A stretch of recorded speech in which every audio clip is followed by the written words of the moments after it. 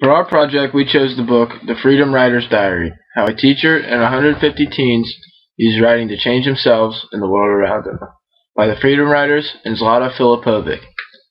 The Freedom Writers is a non-fiction book written by a group of students from Woodrow Wilson High School in Long Beach, California, and their teacher, Erin Gruelle.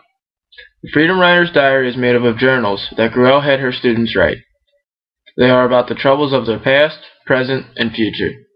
The Freedom Writers' name is simply a pun on the name of the civil rights group Freedom Writers. The Freedom Writers were civil rights activists who rode interstate buses into segregated South areas to contest the United States Supreme Court, similar to what the Freedom Writers were doing in this book, overcoming adversity in their own town of Long Beach. Every day these kids were faced with poverty and racism. During school, these students were placed in Miss Gruelle, who was a first-year teacher, English class. Gruelle received the inspiration to teach them using the techniques described in the book after intercepting a racist drawing from one of her students. When she compared the drawings to Nazi propaganda techniques, she drew blank stares because none of them had heard of the Holocaust.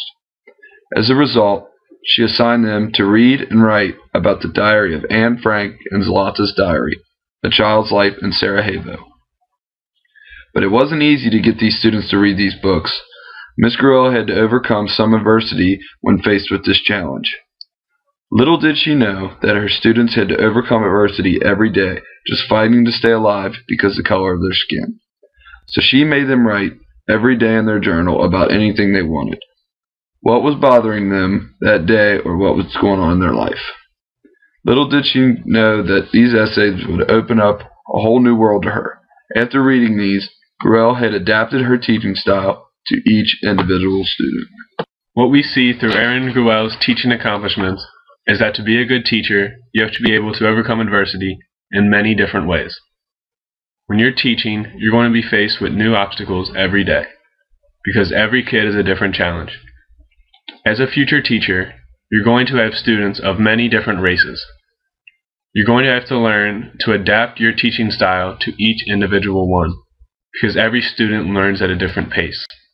And it is our job as a teacher to bring out the maximum potential in each and every student, whether it be by having them write essays or express themselves through art. Each teacher must overcome adversity every day to help each student achieve academic success.